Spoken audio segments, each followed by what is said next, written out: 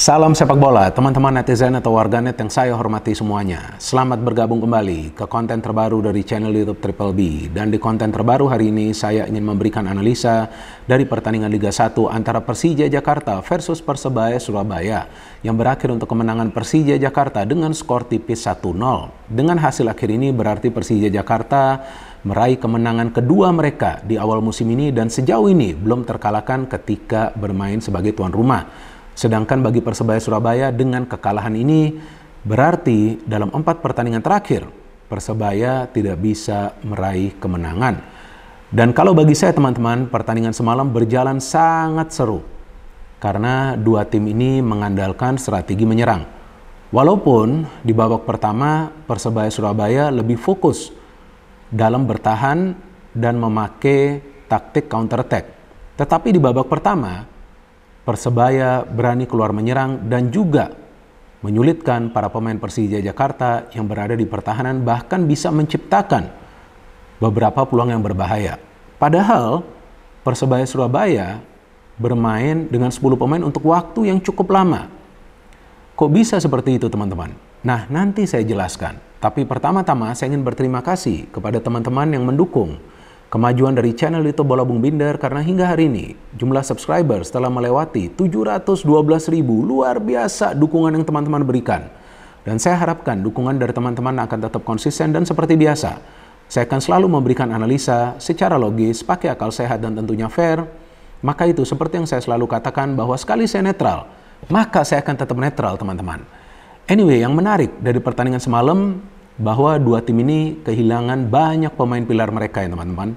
Seperti di Persija Jakarta, mereka kehilangan Ferrari yang memang absen, kemudian Hansa Muyama dan juga Marco Simic, dan kita tahu pemain baru mereka Oliver Bias ya, belum bisa bermain. Sedangkan dari Persebaya Surabaya mereka juga kehilangan banyak pemain seperti Ze Valente dan juga Alwi Slamet ya, dan ada beberapa pemain lainnya.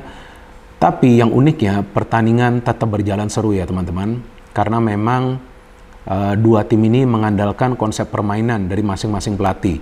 Seperti biasa dari Thomas Doll mengandalkan konsep pressing dan juga kombinasi passing di antara para pemain mereka supaya bisa yang pertama-tama menyulitkan para pemain tim lawan untuk masuk ke ruang pertahanan mereka, dan yang kedua membangun serangan secara cepat. Dan dari Persebaya Surabaya biasanya kan mengandalkan permainan menyerang, permainan bukan saja akan dirancang dari sektor sayap, tapi juga dari tengah, dan juga sama seperti Persija mengandalkan kombinasi passing antara 2-3 pemain. Tapi sayangnya Persebaya kehilangan 2 pemain penting di lini tengah ya semalam, yakni Alwi Slamet dan juga Ze Valente. Dan Persija juga sayangnya kehilangan striker murni mereka yang mereka andalkan, yakni Marco Simic. Dan uniknya Persija bermain tanpa striker murni untuk waktu yang cukup lama. Jadi Thomas Doll memakai Rio Matsumura sebagai striker palsu, dan ternyata pemain tersebut mencetak gol. Memang ada Aji Kusuma, tapi kita tahu bahwa Aji Kusuma bukan pilihan utama ya bagi Thomas Doll, dan dia ditaruh dulu di bangku cadangan. Dan juga yang menariknya bahwa dari formasi ya dari Persija Jakarta tetap mengandalkan formasi skema 3 center back. Jadi kali ini Thomas Doll tidak ingin mengubah ya formasi dari Persija walaupun ada beberapa pemain yang absen, dan yang di belakang itu adalah Rizky Ridho, Kudela dan juga Hanif Syabandi, dan di tengah ya kita tahulah seperti biasa ada Gayos dan kali ini Witan Sulaiman, dan di kiri ada Firza, di kanan ada Rio Fahmi. Dan yang menariknya ini formasi dari Persija kalau menurut hemat saya semalam adalah 3-4-2-1. Jadi di belakang Rio yang bermain sebagai striker palsu ada Syahrin Abimanyu dan juga ada Rico Simanjuntak. Sedangkan dari Persebaya Surabaya, penjaga gawang seperti biasa Andri Tani ya. Dari Persebaya Surabaya, nah mereka juga kehilangan Hernando Ari, jadi yang bermain adalah Andika. Kemudian di belakang kita tahulah seperti biasa ada Dusan ya, bukan Zudan. Ada Dusan dan juga Kadek. Kemudian di kanan ada Nuri Fasya, di kiri ada Arif Catur. Dan ini yang menarik nih ya, karena banyak pemain yang absen di tengah ya dari Persebaya, jadi Coach Aji Santoso memilih memainkan dari awal gelandang-gelandang pekerja seperti Tony Firmansyah, kemudian Rizwan dimainkan sebagai gelandang bertahan kan. Jadi memang yang dipilih adalah gelandang-gelandang pekerja yang juga bisa counter press para pemain Persija Jakarta, walaupun itu tidak berjalan secara mulus sih di menit-menit awal ya. babak pertama ya teman-teman. Dan di depan ada 3 striker ya yang mereka mainkan seperti biasa, Paulo Victor, kemudian Sho Yamamoto dan juga Bruno Moreira. Nah, ini yang menarik nih, bahwa dari formasi Persebaya Surabaya ya, mereka memakai formasi ini, saya harus lihat lagi ya teman-teman ya. Mereka memakai formasi 4-1 ya, 2-3. Ini formasi yang tidak biasa nih dari Persebaya Surabaya, tapi mereka perlu lakukan ini karena mereka ingin menahan permainan cepat dari Persija Jakarta. Apalagi masih ada Ripal Wahyudi ya, salah satu pemain lainnya di lini tengah ya. Tadi saya lupa menyebutkan namanya. Jadi memang mereka mencoba untuk menahan nih gempuran dari Persija, tapi main counter. The problem is ketika main counter harus ada pemain yang kreatif yang membagi bola. Nah, itu menjadi kesulitan bagi Persebaya di menit-menit awal. Sehingga memang mereka setiap kali coba untuk membangun counter nggak selalu berhasil sih menembus jantung pertahanan dari Persija. Walaupun menembus, ya hasil akhirnya atau end produknya itu tidak bisa menciptakan sebuah peluang yang berbahaya. Maka itu peluang berbahaya pertama dari Persebaya itu adalah dari sepak pojok kan, ketika Paulo Victor tuh mendapatkan peluang. Tapi Persija gila banget permainannya. Mereka main dengan tempo sangat tinggi. Kombinasi passingnya cepat, mereka memberikan pressing kepada para pemain Persebaya supaya 2 pemain mereka di depan itu, Bruno dan juga Sho Yamamoto, tidak bisa leluasa dengan mengandalkan kecepatan atau skill individu mereka, dan itu berhasil. Maka itu Persija menciptakan banyak peluang teman-teman di menit-menit awal jalannya pertandingan ini, tapi tidak semua peluang mereka yang berbahaya karena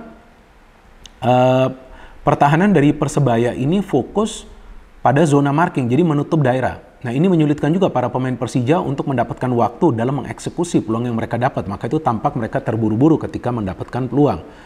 Dan ketika pertandingan memang berjalan cukup keras ya, karena banyak sekali pelanggaran dilakukan oleh para pemain kedua tim. Nah, akhirnya ada pelanggaran yang profesional ya, atau yang biasa kita kenal dengan istilahnya professional foul, yang dilakukan oleh Arif Catur ketika bola itu menuju kalau nggak salah kepada Witan. Nah, dia menarik Witan, ya dia mendapatkan kartu merah. Tapi yang menariknya kan setelah kartu merah dari Arif Catur ini, ya bukan berarti bahwa Persebaya Surabaya itu permainannya jadi berantakan. Enggak, koordinasi mereka di pertahanan itu masih bagus. Kenapa? Karena langsung beberapa menit kemudian Coach Aji menarik keluar Rizwan dan memainkan Reva Adi, karena di sektor fullback nih ada yang kosong. Jadi fullback itu perlu diisi. Kenapa? Karena Persija itu kan mengandalkan permainan cepat juga dari sayap, karena mereka bermain dengan 2 wingback. Ini kan beda dengan Persebaya. Persebaya bermain kan dengan 2 penyerang sayap.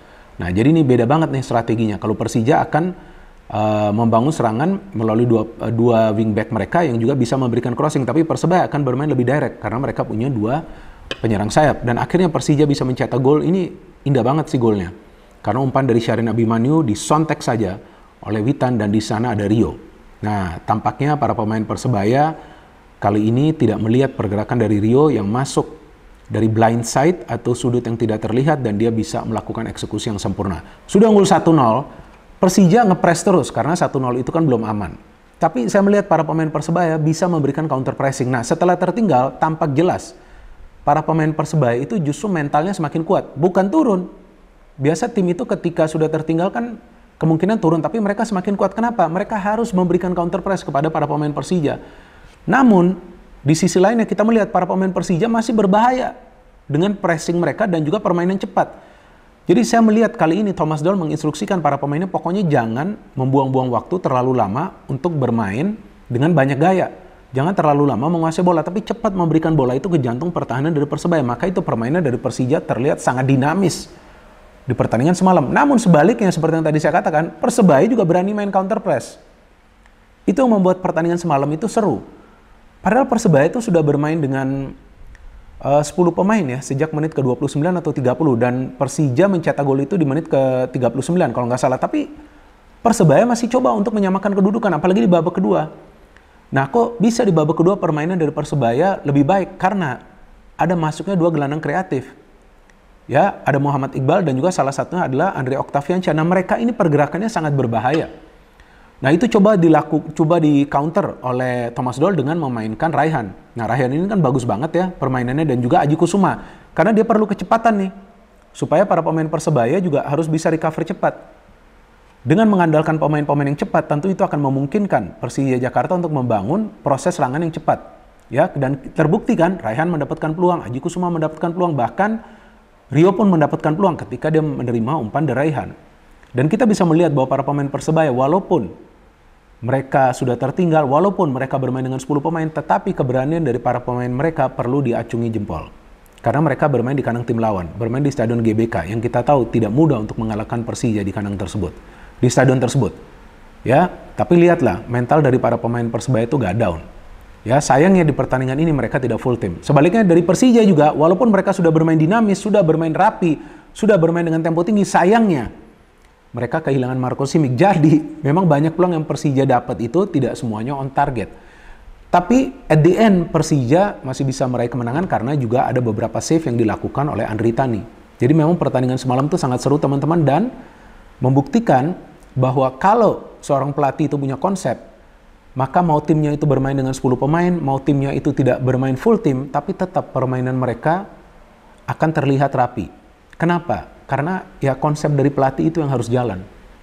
Nah, konsep dari Thomas Doll jalan, dan konsep dari Persebaya sebetulnya di babak pertama jalan, ya, karena mereka menyulitkan Persija juga untuk mencetak gol, tapi kemudian ketika kena red card, ya mereka akhirnya kemasukan gol, tapi kemudian mereka coba untuk balas, ya memang tidak berhasil.